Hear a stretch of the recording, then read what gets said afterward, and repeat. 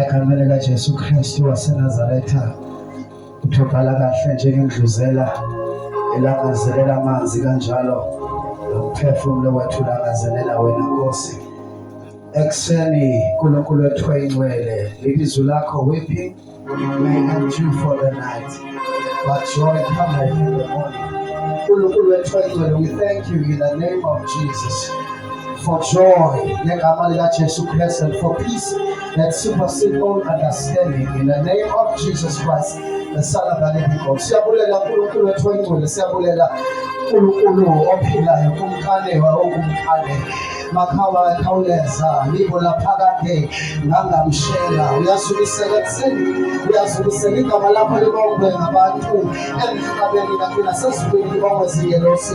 Thatha indawo phakathi kwethu uNkulunkulu wethu oyingcwele, dwell and sit among us in the name of Jesus. Rejuvenate us, make us ngegama likaJesu size sibe umfanekiso esimele sibe uwo ngegama likaJesu Kristu waseNazaretha. Siyathandaza uNkulunkulu wethu namandla ngegama likaJesu siphatha izandla zethu in the name of Jesus. Ngiyabingelela abazalwane bonke egameni likaJesu. Nisize lo msilo.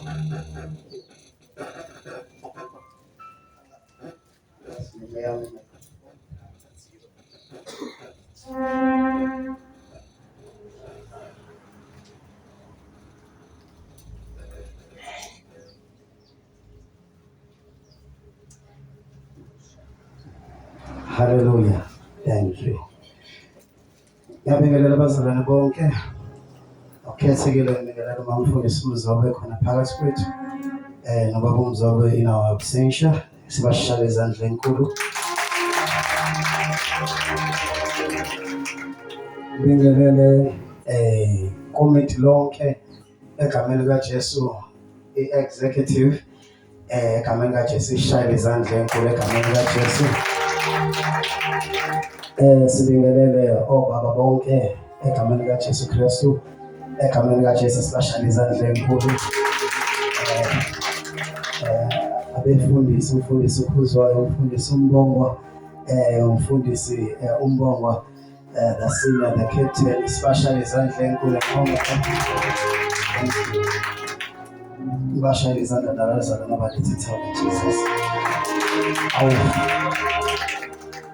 Sibingelele omama bonke kanye ney'ntombi sibashayele izandla. Abanye babasho kahle kuthiwa omama amagiza uthi izinto bey'banda afike bazenze ishise. Uthi kubanda kapteni usazoyizwa le nto uyasondela banishise labi yisho kuboya. Amen. We appreciate omama egameni likaJesu Kristu. We love them. Amen. Bazalwane, uyini umuntu wesilisa engekho wesifazane. Amen. uNkulunkulu wakubona kade ukuthi shawa izungu lempahla. Amen. Olikhona bazalwane, sibingelela intombi, sibingelela insizwa, sishayela izandla enkulu egameni likaJesu Kristu. Oh hallelujah. Abasho kangcono bathi intombi zimbali zezulu. Amen. Benza kubukeke kahle. Yabona mengathiwa sesiba abantu besilisa sewedwe basiya Jesus.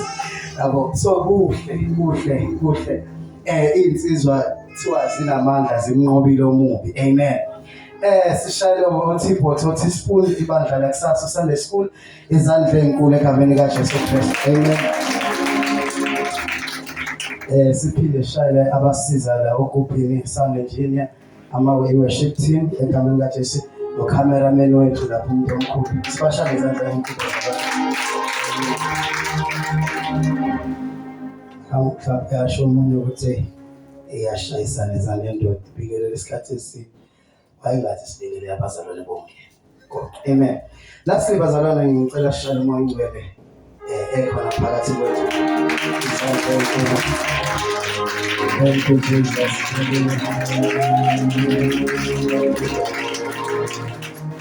We may be seated. Kama lami ngosandile wakamzobe, ngiyamthanda uNkulunkulu wangenzela umusa ngelinye ilanga. Ebuncaneni bami afumana uKristu. Amen. Isipho leso esizidlula zonke izipho eseke ngasithola empilweni. Amen. I was very young, bazalwane, ngimncane kakhulu. To a point ukuthi ubufakazi bami at that time asibiyeke manje. Ubufakazi bami at that time kwawukuthi ngiyambonga uNkulunkulu ukuthi ungigcinile. Kwaphela lapho bazalwane. Abafowethu ababejwayele ukuqala ngithanda ungena egcineni. Obemanela ngoba anginamahloni angena egcineni, so babeza qala kunami. Asho umuntu ekwenze ukuthi uNkulunkulu wangithele akine intombi ayakuba nje la. Hayi, ishaya izandla bazalwane bayishaya izandla. Bashaya izandla bayasuka ngeke kahle kufike begcinile. uNkulunkulu ukugcinile. Phele kanjalo lezandla zazingabibikho kakhulu ubufakazi banganyakazisi. Amen. Kodwa uNkulunkulu wangenzela umusa, wangigcina wangilonda. To me lokho kusho okukhulu kakhulu. Amen. Bangithi ngiyabheka some of the people ababeshala kakhulu izandla ngoba benofakazi obuningi, abanye basala endleleni. Amen. Angisho ukuthi into to celebrate, but ngizama ukuveza amandla kaNkulunkulu ukuthi noma kungangaba bikho okuphathekayo ongathi mokusho kusukumisa ukushayisa ihlombe, kodwa ukugcinwa uNkulunkulu kudlula konke, kudlula ukuthi ukhishwe kuphi. Ayizolento bazalwane, ukuthi usikhala abanye uyavuma ukuthi bangene ezintweni, kodwa abanye angavumi. So umusa sokusebenza ukuthi awungenanga, hayi ngoba uyimpatha kwabanye abadlulile. Amen. Kwangisiza ukukhuluma nama-teenager manje, kwangisiza uku-understanda lokho ukuthi mfundisi ukhuzwa akudingi ukuthi ngize ngingene entweni ukuze ngazi uNkulunkulu. Uyakwazi uNkulunkulu ungakadluli lutho. Bakuhleke bathi uyivathini uyimpatha, kulesi sikhathi ama-windows ezinto ngazuthi uyimpatha. Even amavasithi kwabasaya amavasithi bangazuthi awazi lutho. Awuyazi ngisho ilambs. Sho njalo. Azogizwa la. Yeyizolona kube ngathi uyimpatha, kanti umusa kaNkulunkulu ubonile ukuthi bangadlula abanye, kodwa nawe ukwazi ukudlula nabo. Amen. So umusa kaNkulunkulu kodlulile kongenile waphuma, that's still God futhi. Akwenzi ukuthi ube mncinyana nalo ongadlulanga nawe. Oh hallelujah. Yelilanga uNkulunkulu babemase bemjwayele uNkulunkulu ophilisayo. uNkulunkulu amane ovuma ukuthi ugulula Lazarus to a point ukuthi afe. Because besedinga ukuthi azeke ngolunye uhlobo. Ngoba uNkulunkulu bethukozwayo uyakwazi ukubona noma uyakwazi ukudedela izinto. Mhlalele nje mfethu. Uyakwazi ukudedela izinto ukuthi sifike empilweni yakho. Just to change the perspective. Ukushintsha indlela abuka ngayo uNkulunkulu. Oh hallelujah. Amen. Nikhona bazalwane. Ya uNkulunkulu uyenze nje izinto zibe imess. Ukhala kuze kuphela ukukhala. Kanti uNkulunkulu ufuna ukushintsha indlela omazi ngayo. Mhlawumbe umazi uNkulunkulu ophilisayo. Kodwa uNkulunkulu ufuna ukukhombisa ukuthi uyakwazi futhi ukuba uNkulunkulu ovusa izinto ezifile. So ungadlule entweni kwakho will limit your knowledge about God. Because ulwazi ngoNkulunkulu luphushwa izimo. Akufethu ukuthi angishumayele namhlanje. Your knowledge about God is pushed up by izimo odlula kuzo. I-revelation kaNkulunkulu ibelethwe inkinga. Abafethu kunzima ukwazi uNkulunkulu masahleli ku-comfort zone. Uma kusamnandi besakushayela izandla yonke into kusagcwele ismile emlonyeni okwazi ukuthi akakahlangani kahle. Abazalwane nikhona bafowethu, vumeleni ngishumayele. Yabona lento kaNkulunkulu ayifuni ingqondo. Never make a mistake and serve God with your mind. Ingakho ukhonza uNkulunkulu mkhonze ngokukholwa. Because ingqondo inama limitations. ingqondo yazi ukuthi kuhamba kufike la. Yayizwa lona kodwa ukukholwa kuyadlula beyond ama-barriers. Hayi bafowethu, uthi ahlabele naye asivimbeke asibambeke. Abantu abahamba ngokukholwa-ke nabo uthubeka ama-obstacles uNkulunkulu afike aba-uplift bahambe ngaphezu kwezinto. Uyabona abafuna ukuhlolwa uNkulunkulu, thinta umuntu kaNkulunkulu and you will see God. I promise you. Ingakho iBhayibheli lithi count it all joy. Jabulani nithokoze la manehlelwa zilingo ney'ntshushisi. Because bazalwane, yabona every time bazalwane, uNkulunkulu before a chaos takes over empilweni yakho.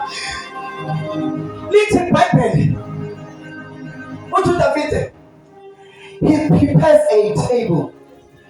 Udeka itafula hayi phambi kwabangani, ayinaphambi kwamakholwa engikholwa naye angithandazisayo, kodwa he prepares a table in the presence of my enemies. So let me tell you, God will wait until everyone around you turn back on you. uNkulunkulu uzobalinda bafowethu bakuflathele noba ubazi bawusizo, noba uthandazana noba ama-prayer partners wakho bakujikele, kanti uNkulunkulu is bringing closer izitha zakho. Ayidebe itafula baby, izitha ingakakusalayo.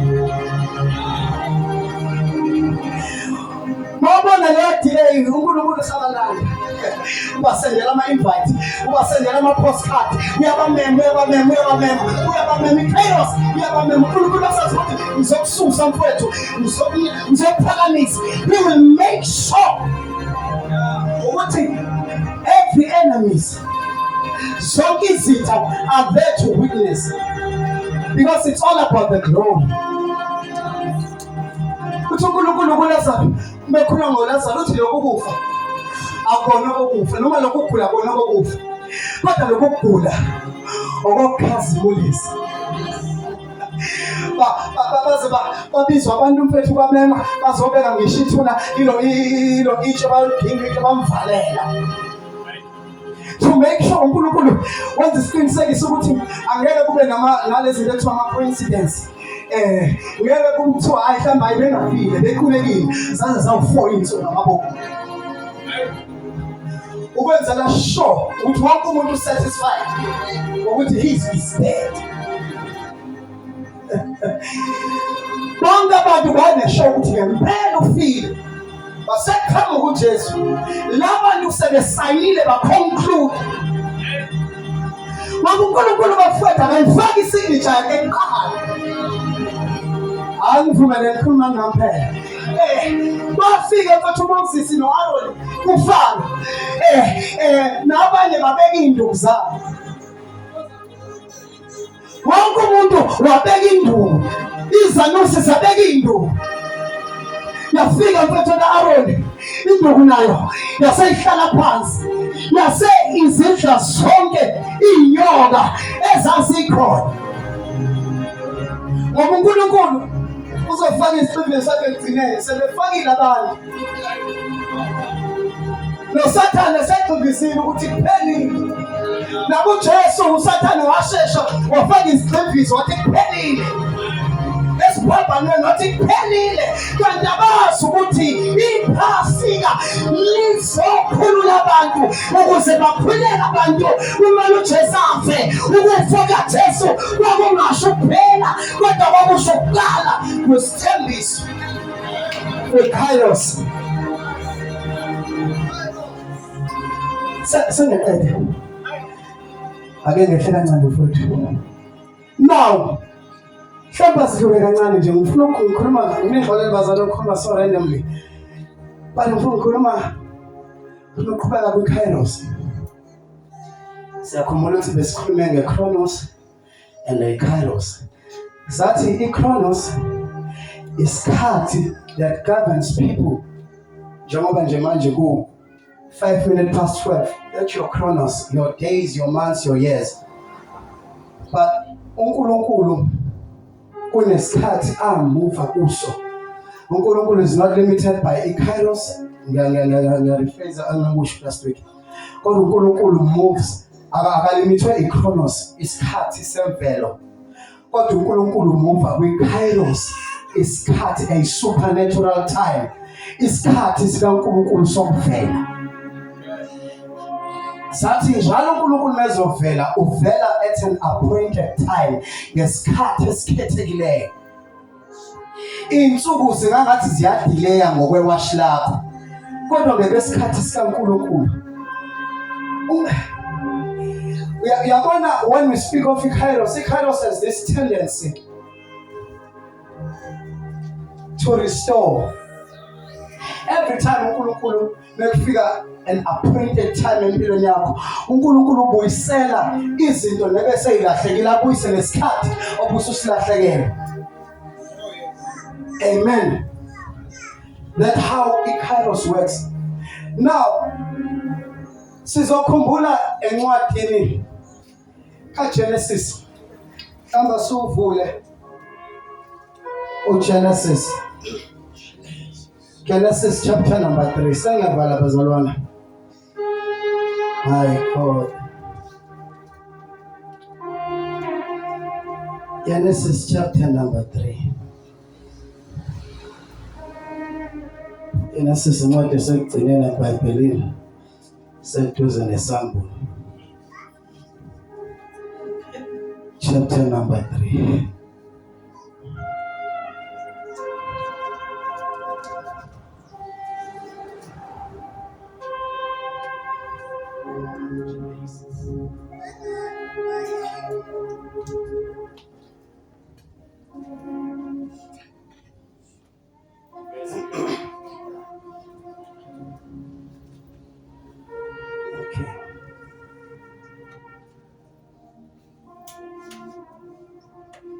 uNkulunkulu ebaphathisa.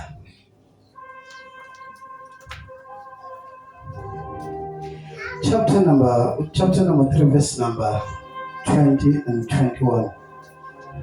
Just 3 verse 20 and 21. U-Adamu wamqamba umkakhe igama lokuthi Eva.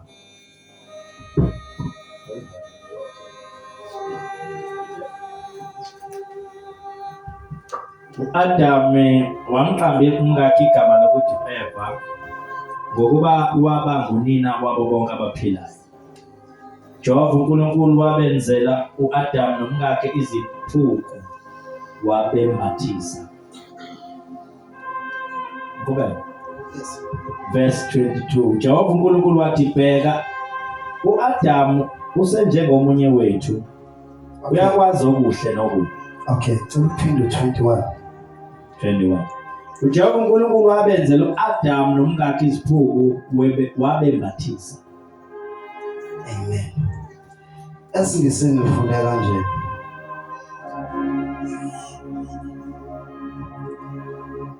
The Lord God made tunics of animal skin for Adam and his wife and clothed them. Amen. Now, so khumbula abasifunda lesitory sika-Adam ukuthi uNkulunkulu wabeka u-Adam ensimini ukuthi alime insimi nani ubeka nonkosikazi wakhe wakhohliswa inyoka and so on, to a point la khona badla isithelo kwakuthiwa bangasidli. Amen. Now let's put that khona ila askisi uNkulunkulu ukhuluma ngokuthi lesi iBhayibheli wabambathisa ingubo ngesikhumba sesilwane. Amen. Lekhona bazalwane. Now lento le abambathisa ngayo uNkulunkulu kwakade umuntu engenanto yokwambatha. Umuntu wengambethe kodwa wembethwe inkazimulo. So ubunqunu bakhe bakade bungabonakali because of the glory kaNkulunkulu ephezulu komuntu. Amen. So ngalesikhathi belahlekelwa inkazimulo, basesibezibona ukuthi they are naked. Base bezama ukwenza amahlamvu ukuzibhinqa bafihle ubunqunu. Lithi iBhayibheli uNkulunkulu ke waseyabadiscipline ngendlela abadisciplina ngayo. To a point la uNkulunkulu ethi khona wena ndoda usiyakudla ithukuthuku zakho umhlabathi usiyakuvezela ameva namakhakhasi. Amen. Basethi wesifazane izinsuku zakho zokuthetha sezizoba buhlungu. In other words, there were no labor pains.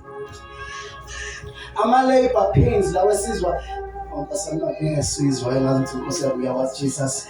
Kodwa ama-labor pains lawo azwa abantu besifazane uba imihelo le base beyoteta.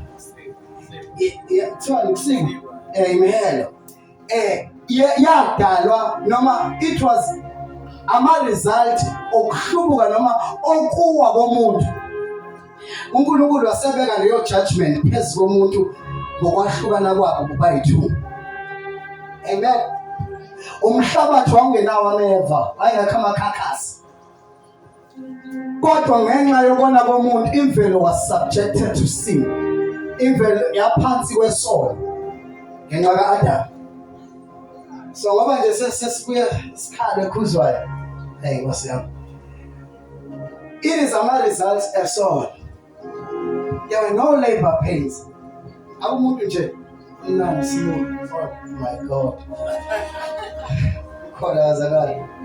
No. Bazenzela izinto zokuzimboza. Bafika to a point la uNkulunkulu efika khona ethi Adam ukuphila. Asho ku-Adam ngilapha ngosenqashini ngoba ngibonile ukuthi nginqono and so on. Because uNkulunkulu who told you that? Tshela ubani ukuthi unqono. Because angaze mina ngakutshela ukuthi unqono. There are things otshelwa isitha noma otshelwa isituation yakho kodwa uNkulunkulu engakutshela ukuthi unjani. Ngivumelene nabazalwane ngikhulume. Kuyenzeka isimo sifike empilweni yakho sikutshela ukuthi wena ukuthi wena uyisehluleki, wena uqhamuke emndenini ohlulekayo, uqhamuke emndenini ohlwempu usibalele, kanti uNkulunkulu mfethu kakunikanga ireport enjalo. So kubalekile ukuthi iyiphi ireport oyilalelayo oyithatha from the enemy or oyithatha from God. Umzimba wakho ungakutshela ukuthi you are sick. Kodwa uNkulunkulu ukutshela enye ireport, don't let the sick say I am healed. So kuya nokuthi ubambe. Never make a mistake ubambe away from the enemy. No matter ngabe libukeke ngathi liyiqiniso kangakanani. Uyeva wabambizwe lenyoka lokuthi ngeke life. Lithi as soon as inyoka isuke eduze kwakhe umuthi wabukeka unqanelekile. Ona lo muntu ehlala eduze komuthi engabi nedestiny edesire yokudla emthini. Kodwa until wabamba izwi lesithi. Ngoba once wabamba izwi le-situation, once wabamba izwi elikhulunywa i-condition, you will suffer leyo yinto leyo. Amen. Uzokutshela ukuthi you are sugar diabetes. Uzokutshela ukuthi mhlawumbe you are HIV positive. Uzokutshela ukuthi una whatsoever disease or illnesses you may name. But once wabamba leso statement, you will suffer a consequence. Amen. Angisho ukuthi singasinakekeli. But I'm also trying to say, live above your situation. Live above it irreport when you go to hotel. Live in the supernatural. The Bible, as a man thinketh, so is he. Kanjengo abanga kwakho uyileyonto. So if ucabanga ukugula, ucabanga your condition, you will become your condition. Because amazwi okufa amandla okufa na uphila akekho uNkulunkulu nokusathana. Kodwa so means so as you speak, you will eat iy'thelo zokukhuluma kwakho. If into ehlelibona kuwe ukuhlupheka nokuhluleka nokuphofu, you will be poor. lithi iBhayibheli nibanjiwe ngamazwi omlomo wenu. So la ukhuluma ubanjwa ngento oyikhulumayo. Amen. So muzoboke i-bank account yakho iflow icheck yezansi and you speak leyo into like it will follow you. Amen. Now lithi iBhayibheli uNkulunkulu sengavala wabambatha isikhumba sesilwane wahlaba isilwane wasebamboza ukuze ba. But leyo nto it wasn't a permanent solution. Leso senzo sikaNkulunkulu sasingayona i-permanent solution for ukuhluleka nemisono somuntu. Ikhona bazalwane. Ngifuna ke ukuyisa ngoba lesenzo okhuzwayo sisignify or sikhuluma ngezinto eziwu-2 kuqala noma sirepresent izinto eziwu-2. Okokuqala ukumbozwa noma ukukhava kwabo ngesambatho sesilwane sisho a lamb that will be crucified. So uma i-crucify leyo lamb it will cover their nakedness. Amen. Uma ihlatshwa imvana at an appointed time. So yayizokhuluma noma yayizoprofeta nge-Kairos time kaNkulunkulu ukuthi this is what is planned. I-Kairos time kaNkulunkulu ithi kuzoba leudlula ngempela engasasona isibambiso kodwa liyofika likhulule abantu esoneni base lifihla ubunyonga noma lifihle ubunakedness ubunqunu babo. But while ikhombisa leyo nto also isignifya umthetho.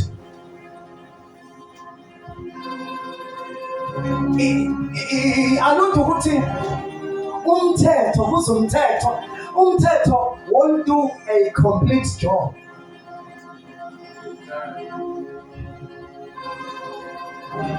Nangizwa bazalwane am I saying simple?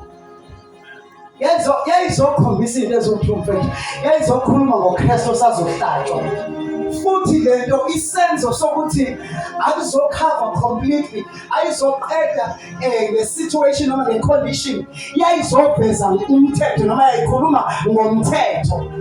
Umthetho uNkulunkulu awunika uMoses ukuthi it wasn't there to change people but kwakuyi-chronos kwakuyisibambiso until the Kairos. Nikhona bazalwane lesenzo umthetho uzasho uPaul ukuthi umthetho wawungasele ukuzoshintsha umuntu yet the law was good. It was holy, it came from the Lord. Kodwa umthetho wawungabekelwanga ukushintsha impilo zabantu because the law lacked the energy noma the power to transform. Umthetho was there wawubekelwe ukuthi abantu bazibone ukuthi bahluleka kanjani. So umthetho wawubekelwe ukuthi wazi ukuthi uyahluleka. Akwenze le elwele. Yabona bongazi ukuthi uyahluleka ukugcina isikhathi.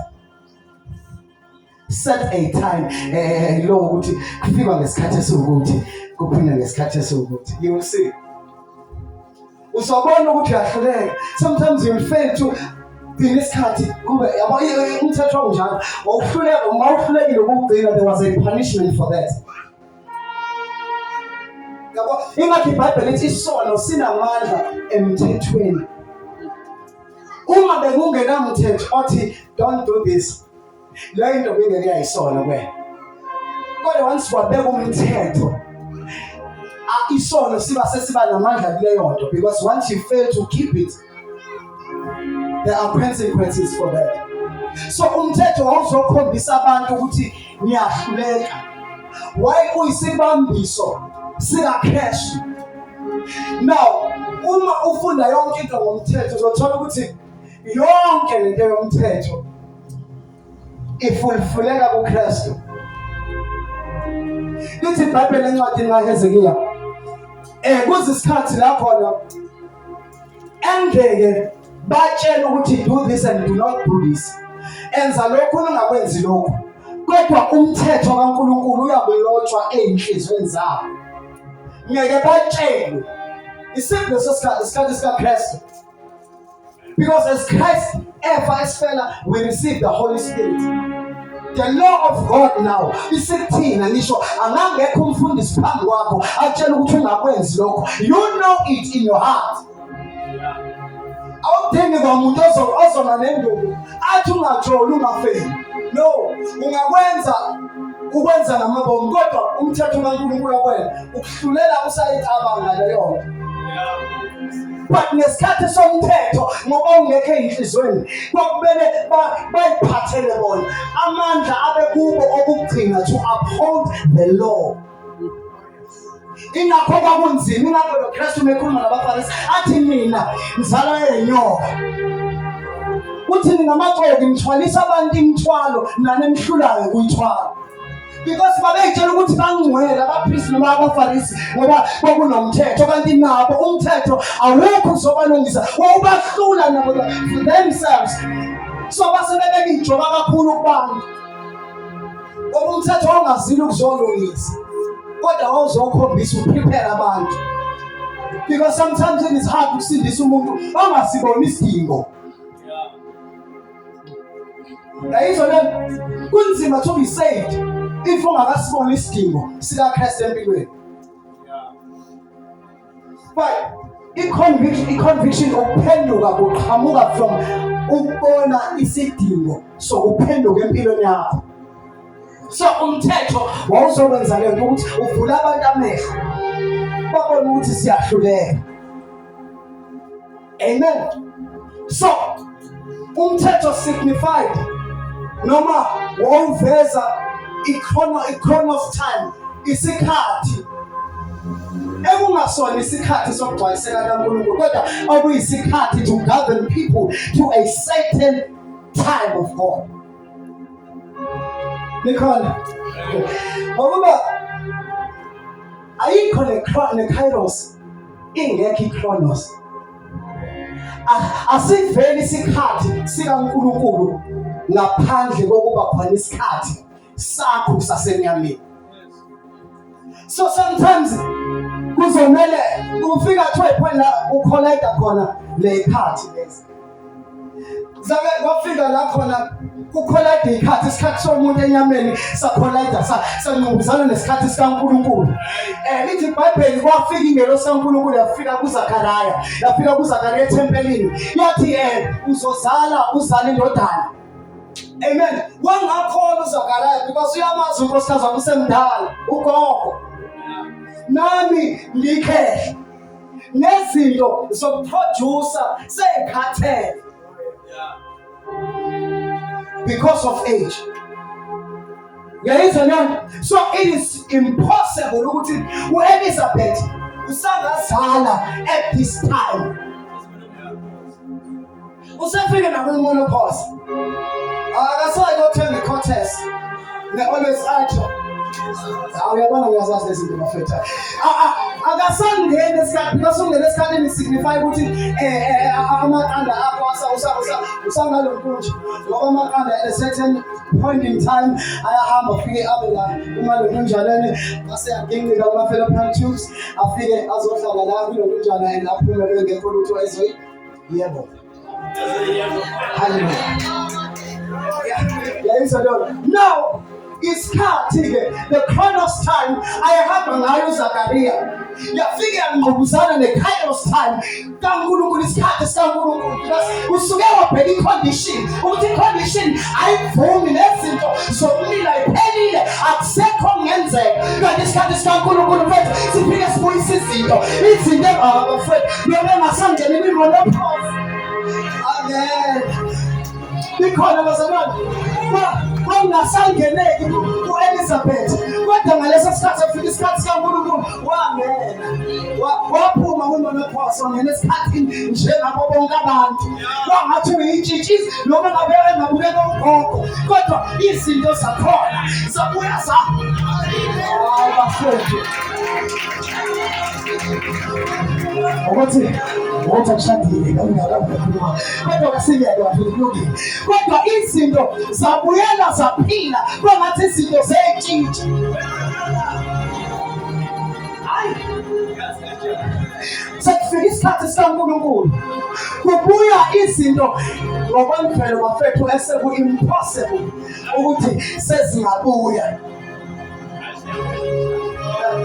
wabonakala nothiwa hayi khona amaklinikhi yawushekwa lezayikade wabonakala nazintombi zizane zisu nami nogogo omdala bafowethu uyaphusha kanti kairos bathuka baye kukhona mhlawumbe nezinye iy'ntombi ezazikhona ezazibheleni zingasali zixaka ukuthi hayibo kwenzekalani sekuqhamuka ogogo mhlawumbe namanesi athuka ukuthi kwenze njani emalebhawodi sangene nogogo kanti abazi ukuthi kairos abafuthi likhona kodwa isikhathi sikaNkulunkulu sesiphusha izinto ebesey'file zavuka zama you know izinto ezihamba nge-kairos time siyahluka kunezinye izinto ngivumele isibusiso se-kairos time siyahluka nesibusiso osithola nge-chronos osithola ngey'khwephe ngesikhathi sakho ngokusebenza okunormal kwakho lithi iBhayibheli logogo lo wazala umntwana ethiwa uJohane out of all abantwana babezala lithi iBhayibheli ngaso sikhathi noMaria wayekade ekhulelwe wafika uMaria lithi iBhayibheli for 6 months umntwana engakhahleli esiswini uElizabeth kwaqhamuka uMaria ekhulele uJesu naye setshela umbiko ukuthi unododana ukhazini wakho ukhulele wafika wathi efika yombona wathi esaqhamuka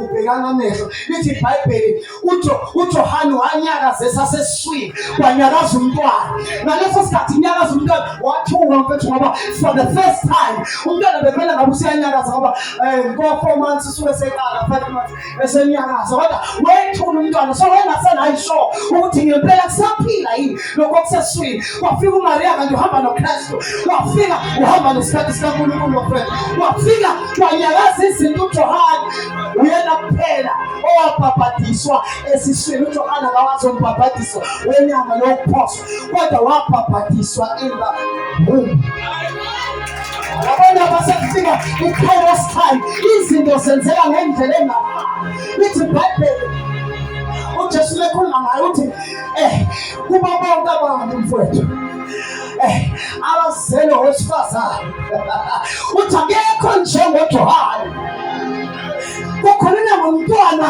oqhamuke from a kairos time ngoba izinto ey'qhamuka ngesikhathi sikaNkulunkulu zinamandla to overtake ikhona bafowethu wathi uSara ebambe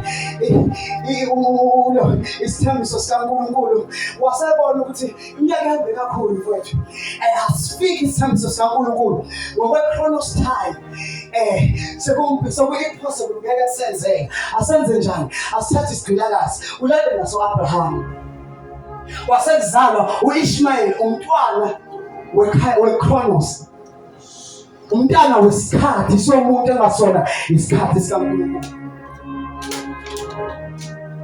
wazalwa wakhula so ipoint ukuthi babese beyitshelile ukuthi shuthi uyena lo awesithembiso uyena lo weKairos afika uNkulunkulu kanti uNkulunkulu lesikhathi sakhe ungatatazela wena unyakaze uhlupheke uhlukumezeke uNkulunkulu athuke ngoba uyasazi isikhathi sakhe akekho warithi neminyaka ehambayo ngoba uyazi uma sengifika mfethu siyabuya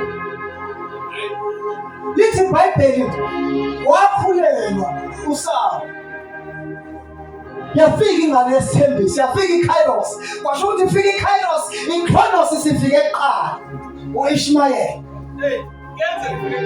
kuyenzeka abafethu umvumeleni ngisho yabakhuza kuyenzeka izinto zesikhathi sakho zeChronos sifike eqala iChronos ifike eqala empilweni yakho don't make a mistake ubambe iChronos kanti iKairos ayikafiki lithi iBhayibheli salo yalo iChronos yalo neKairos. Sasikhona le ngane ezimbili kule yesithembiso neyeyikhwepha zabo kwabanqumuzana iKairos neChronos wakhuluma uJehova esezulwini. Wakhuluma uJehova esezulwini ethi Abraham lalela umkakho mfethu, chase lo mntwana away, hambisa iChronos akusali iKairos.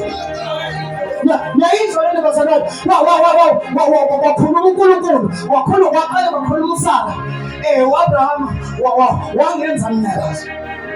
Kwasevuka uNkulunkulu wathi bakhiphe abeChronos usale owesithembiso. Now, ngoba uNkulunkulu ngefele, ngoba uNkulunkulu ngefele, and God ngokwescripture wahamba wenzela umusa nalo weChronos ngenxa ukuthi uqhamuka okhalweni lika-Abraham, wathi naye uzoba mkhulu, but kune-condition behind it. Kodwa uyakumelana nabafowabo, uyakuhlala ey'ntabeni amelane and oppose his brothers. Even till today, the Kairos is fighting the Chronos. Ngoba uIshmael lo mntwana wezalwe ikhwephe zika-Abraham noSara bebelana isigqilakazi, ila inzalo yakhe ama-descendants wakhe amaSulumane. So amaSulumane inzalo kaIshmael, ingane yayithola u-Abraham besigqilakazi ngoba bezama ukuphuthumisa isikhathi sikaNkulunkulu. Kwasho ukuthi bazenzela ngoba kwiChronos ikhalenda akuzenzela nabathandana bayihlanganisela ukuthi Kairos base bebona ukuthi akuhlangane siqale ndawonye sona ngesikhathi thizeni sitshontsana kancane. iChronos yazimona isikhathi sandile u30 ufikile udlulile akuthola iChronos and keep it. Amen. Now, indodana yesithembiso Isaka ilo oqhamuka lena uIsrael. Now, even today, politically ngokwepolitiki kusaliwa namanje amaSulumane are always fighting ama-Israelites. Ngoba ngokwesiprophet and kubheka economically ngokomnotho uqala amaJuda abantu abanemali base kuza amaSulumane lawo phethe oil laba boDubai abazoDubai nani those are amaSulumane ongela. So base kuza the rest. So abantu kakhulu abaphethe umnotho amaJuda namaMuslims. Yayizwa leyo and bahleli bela bafunana bobantu ey'tolo support amaJuda uzosithola sine sign neyamaJuda ukuthi ukudla kwabo amaJuda angakudla so on bla bla bla. Base ukuthi lawa amaSulumane uzothola kuno halala. Bona kuphela labo bantu umJuda noma oyiconvert wa umJuda ngokuphenduka akathengi esitolo esibhala uhalala esinekudla okubhala uhalala. Amen. Kumele athenge kuphela lesi esinesign yamaJuda kubo. Ayizwa leyo namanje kusaliwe kulwa iChronos neKairos. Uyabona le inkinga iChronos because siyakwazi ukuthi ibhizi lokho ikubambela izama ukukuvalela iKairos yakho. Izinto ozenzela wena ngokweyikhwepha zakho sometimes ziyakwazi ukudidisa izinto zikaNkulunkulu. Nayizwa leyo mathineje ningayifuneli abantu besilisa. Never make this mistake. Imizamo yakho ingaphazamisa isikhathi sikaNkulunkulu nomuntu akubekeleyo. Uzoba nenkinga sewuhambile wadlala waqeda wasatisfied ngokudlala la usothi usufuna into serious ayisakwazi ukuqhamuka ngoba isina irecord la. Usuyaziwa, usubhalile. Usemana bona noma ngiyafuna ukuqhamuka. OkaNkulunkulu iKairos noma ngiyafuna ukuqhamuka. Kodwa iChronos isifike anginanisi.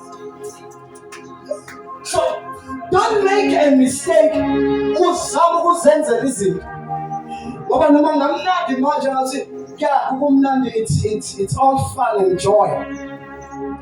But I'm telling you, at the end of the day, uzothi la uqala uba of age. Usuthi usiserious ngempilo. Ufike ubanjwe izinto zeChronos. Noma uyithola iKairos.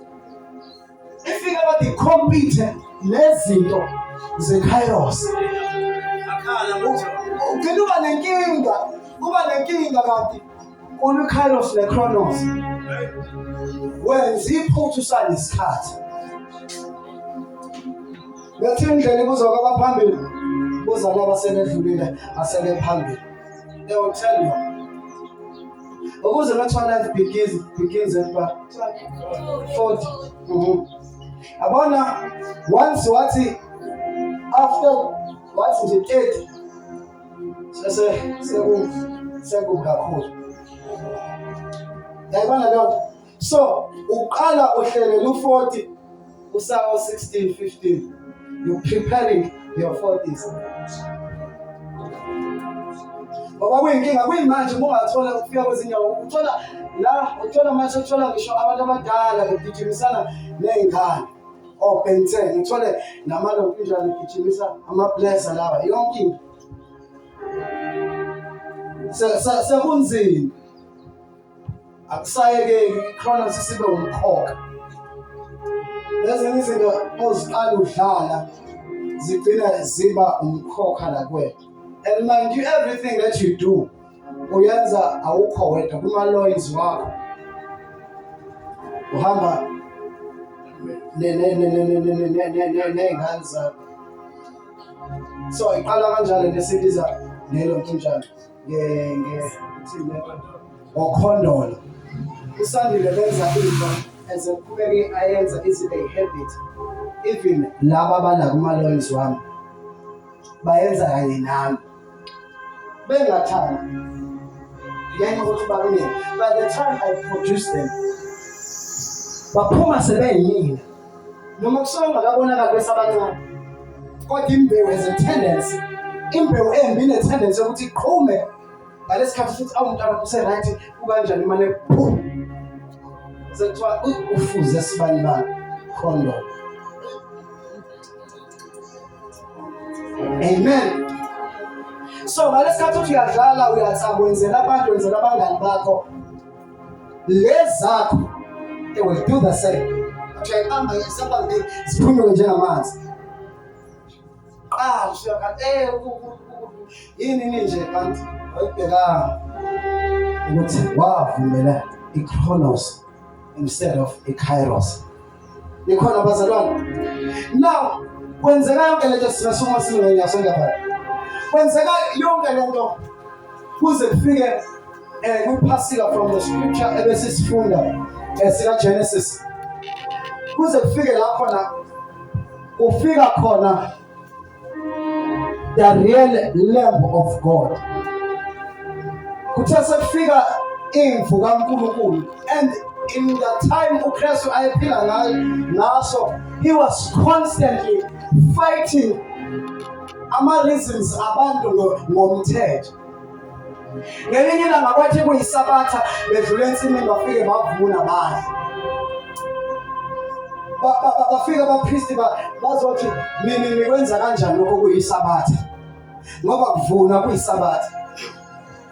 Yabo bakhuluma ngeKairos, bakhuluma ngeChronos.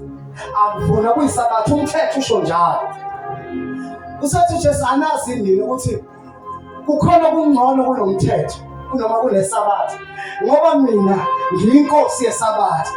Still ngenxa ukuthi babambe iKairos bangabona to a point la every time uJesu he was iKairos yayikade ilwa neChronos, to a point la uKristu elenga khona emthini esiphambanweni ngokufa kwakhe he fulfilled isikhathi sikaNkulunkulu. Umthetho wase unqotshwa. Uyayizwa lento? Umthetho wase unqotshwa uphelelwa amandla. Wase kuphila umthetho ngaphakathi kithi. Amen. Every time the kairos time kaNkulunkulu supersedes the kairos time empilweni yakho. Amen. Sengivala kunaleli verse engifuna ukuvala ngalo. It's in the book of Amos chapter number 9. Amos chapter number 9 verse number 13 or 23. Ngifuna lastly verse number 13. Ngifuna ukuveza ukuthi mase kufika isikhathi sikaNkulunkulu in your life. See, verse number 13.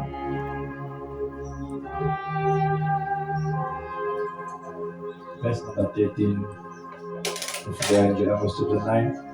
Bhekani izinsuku ziyeza usho uJehova.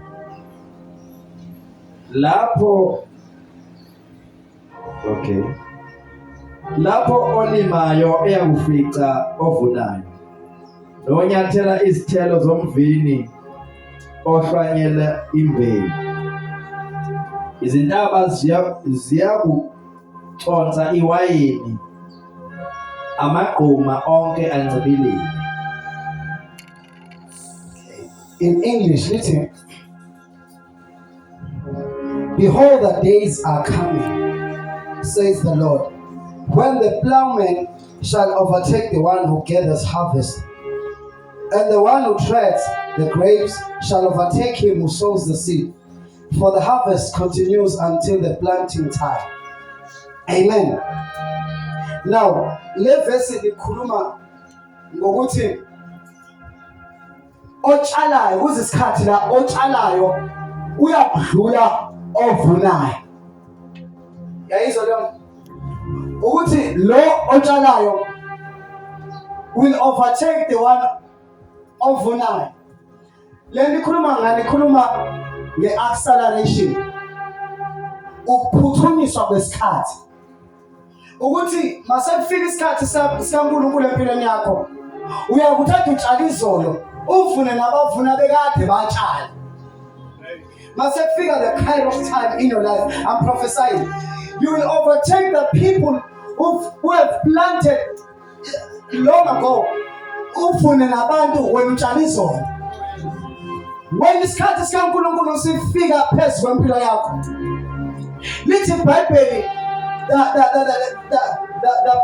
plowman will overtake the reaper. So this is what isikhathi sikaNkulunkulu esifike siyenze empilweni. Sifike sisuphaside sidlule ngesipidi. Isikhathi sakho sidlule ichronos. Ngalesikhathi wena obheka ukuthi uma ngitshale namhlanje it will take about 2 months ukuze into yami imile ngakusasa utshale namhlanje kubonakala ukuvuna nabantu ade baqala ukutshala. This is what isikhathi sikaNkulunkulu represent in your life. So ngifuna ukubambisa lamazwi la sengivala. Uthi make sure lithi iBhayibheli uDaniel kwathi sebonile ukuthi isikhathi sesifikile esasikhulunye uJeremiah umprofeti ukuthi abantwana bakaIsrael bazigla for a certain time in Babylon. Uthi ngafunda incwadi kaJeremiah ngasengaqonda ukuthi izikhathi seyifikile. So kumele sibe ngabantu vigilant in the spirit. Abazokwazi to grab and see the opportunity ye-kairos. uDaniel wavuka wabona bonke bethuna benganakile ukuthi isikhathi sesifikile sikaNkulunkulu esasikade sikhulunyiwe. Waqala wathandaza.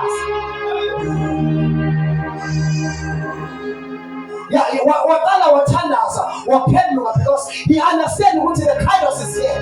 Wakhumbula ngasho eqaleni ngathi njalo masezofika i-kairos ufika isikhathi sokukhumbula. So kubizwa ukuthi now njengamanje be able to see and perceive the times emoyeni. Qale siyibandla sisihlele because the kairos, the time of God, is at the door. Sesifikile isikhathi sikaNkulunkulu. Kodwa kubiza abantu abazoba vigilant.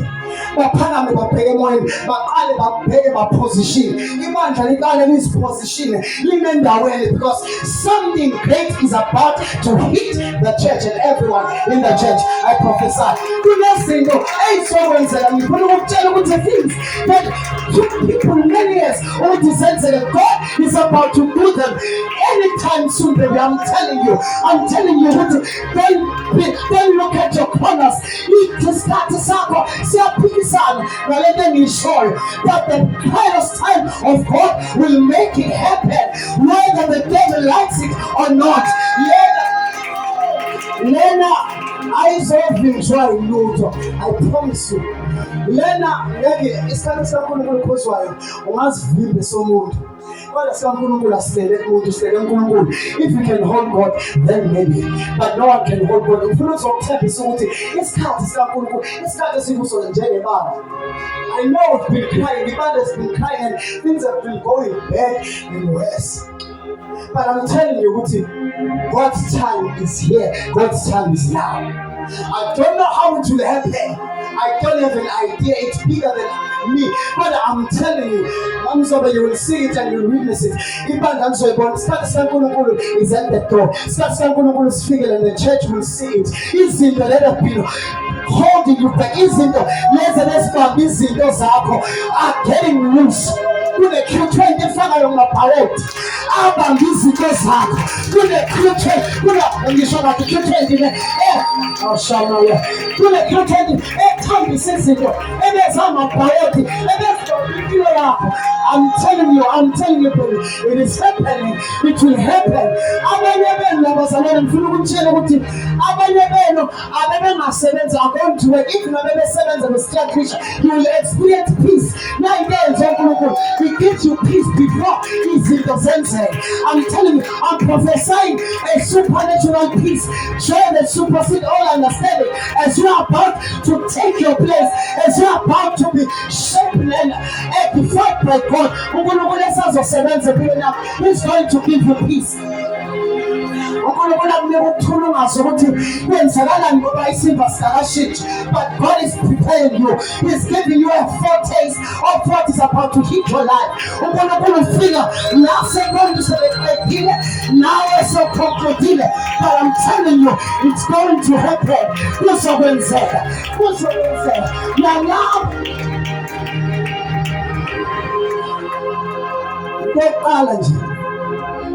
the financial situations will change. Simo semali will change. I promise you that. Secondly, God will bring peace in your household. uNkulunkulu uzokwenza kube nokuthula ekhaya lakho.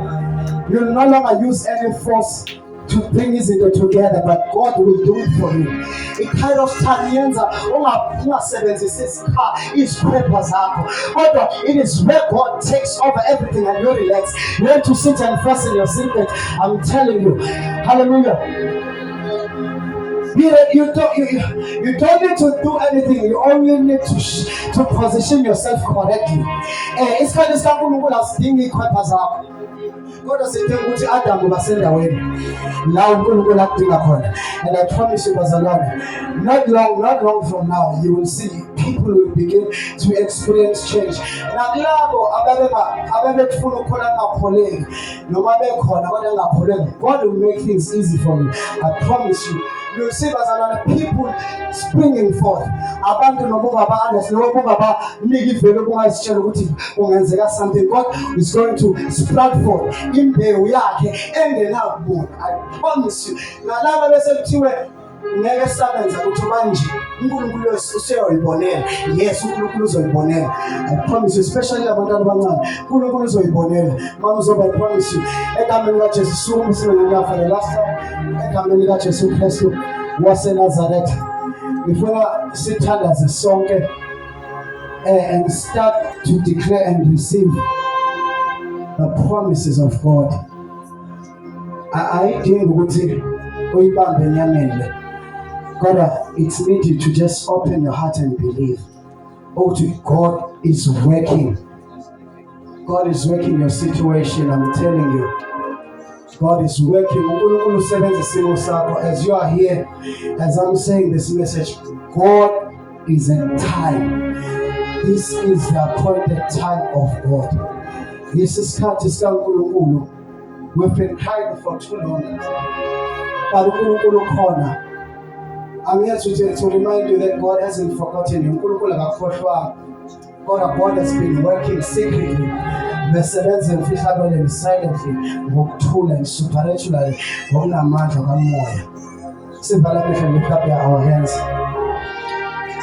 In the name of Jesus. Sandile Mzobe asondele. Just to declare anything. Just make your way. Thank you, Jesus. Let us close our eyes. In the name of Jesus. As Mzobe khuluma, just receive. In the name of Jesus.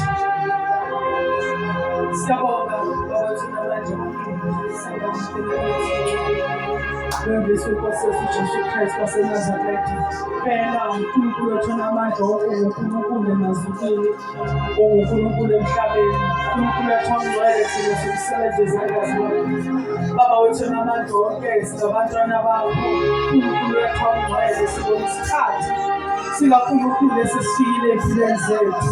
uNkulunkulu wethu onamandla wonke, nali ibandla lakho, nali ifa lakho, uNkulunkulu ethongcwele, siyakhuleka egameni likaKristu Jesu waseNazaretha ukuthi isikhathi sikaNkulunkulu mazibe konke obekade isitha ngey'mpilo zethu. uNkulunkulu ethongcwele, nali ibandla phumelelise egameni likaKristu Jesu waseNazaretha. Nabo abantwana bakho abanye sebekhuleka iminyaka, uNkulunkulu wethu onamandla wonke bebheke kuwe, uNkulunkulu ethongcwele, kodwa ngenxa yesikhathi sakho khulula iy'mpendulo. Baba wethu onamandla wonke egameni likaKristu Jesu waseNazaretha, ngiyazibona ziyehla njengemvula ezebandla egameni likaKristu Jesu waseNazaretha. Kuyazwakala uNkulunkulu ethongcwele nangeziki ukuthi nabo khona phakathi kwethu. uNkulunkulu wethu onamandla wonke, sibheke siyibandla lakho. uNkulunkulu wethu onamandla wonke, usise abantwana bakho phuza izifo, phuza ukugula, phuza ingxabano emakhaya. Baba wethu onamandla wonke, phuza ukuthula kwakho phezu kwabantwana bakho. uNkulunkulu wethu ongcwele, phuza injabulo phezu kwemali, phuza umsebenzi, phuza i-financial breakthrough, phuza imishado, phuza imizi, phuza iy'moto. uNkulunkulu wethu ongcwele, phuza ubuqotho. uNkulunkulu phuza ukwesaba. uNkulunkulu wethu onamandla, phuza amandla okuma nasezulwini lakho, phuza amandla okukholwa endleleni yakho, phuza uNkulunkulu wethu ongcwele phezu kwamandla. Baba wethu onamandla, bonakala ukuthi impela uNkulunkulu. Segwathe uNkulunkulu wethu ongcwele ngogobo lwakho. uNkulunkulu wethu onamandla, segwathe Baba wethu ongcwele ngamandla akho. uNkulunkulu wethu onamandla, mana nabazalwane ubaqinise. Baba wethu ongcwele, ubavulele iminyango egameni likaKristu Jesu waseNazaretha. Limanta shaka lila maaziyana masheke lianta shana shazanu tanda vele nakudasuka lakata sheke liantana beshaka lila baba sheke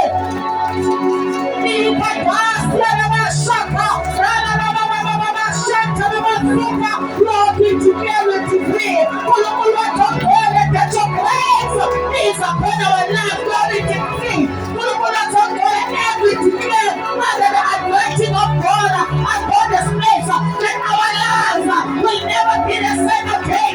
Lord, we declare, uNkulunkulu wethu ongcwele, under the influence of the anointing of God that is hovering upon the saints. uNkulunkulu wethu ongcwele, that there shall be peace in our hearts, that there shall be peace in our households.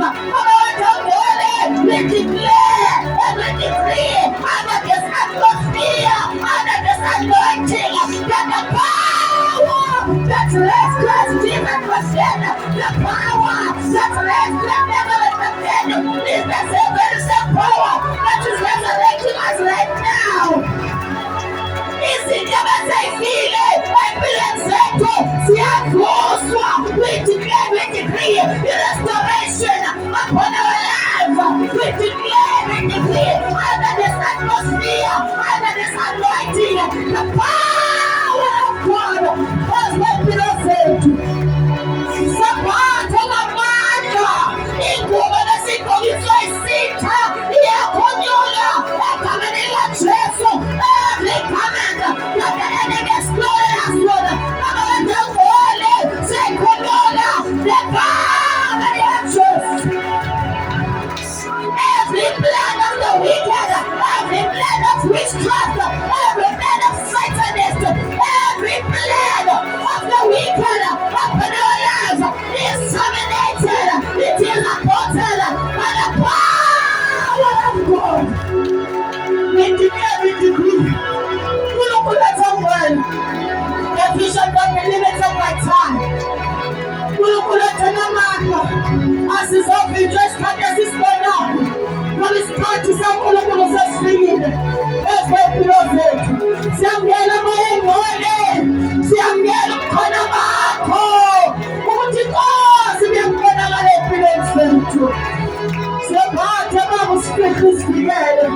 Buyela abantwana bethu, buyela imishado yethu, buyela imindeni yethu. Sibuyela usipha amandla ngoba namandla okuma ngoKristu Jesu Nkosi. Thank you, Jesus.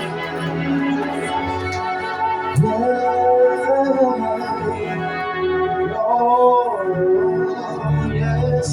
Izandla zakho ziphezulu. Thank you, Jesus. Hallelujah.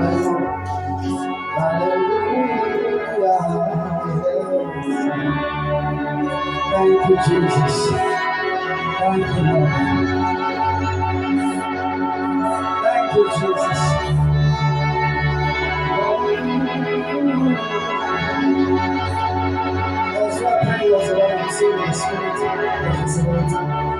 As you are praying, I'm seeing in the spirit.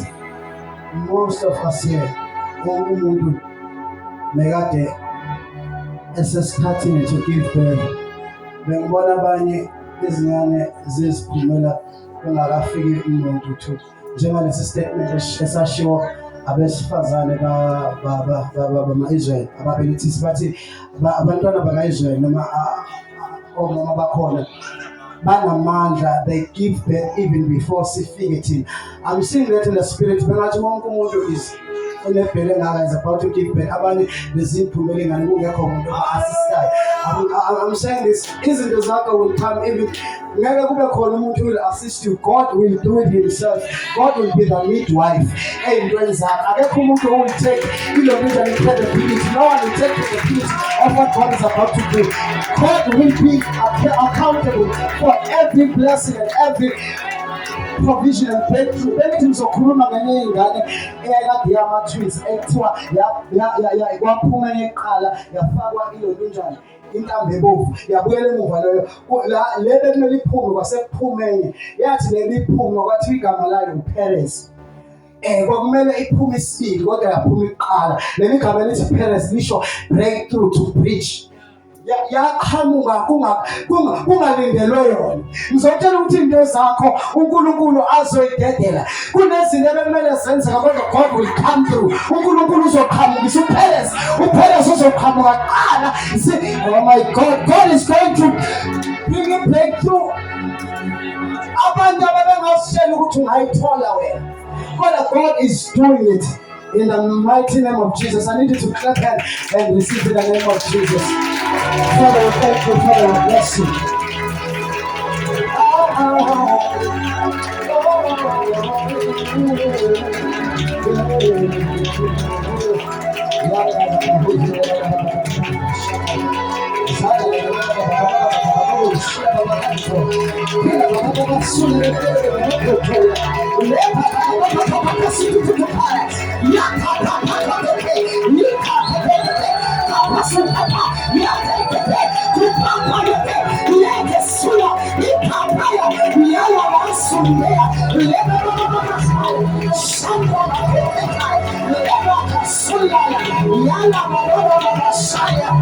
the name of Jesus, may the Lord bless you. May the Lord keep you. May the Lord lift up his countenance upon you. May the Lord make you smile. In the name of Jesus, I thank you, Lord, for joy, Lord. I thank you for peace in the name of Jesus. Lord, we thank you in the name of Jesus that the blessing of the Lord has come upon us. It has overtaken us. In the name of Jesus, and the heaven of the Lord is at our head. In the name of Jesus, we pray. We give you besides our for the last time in Jesus' name.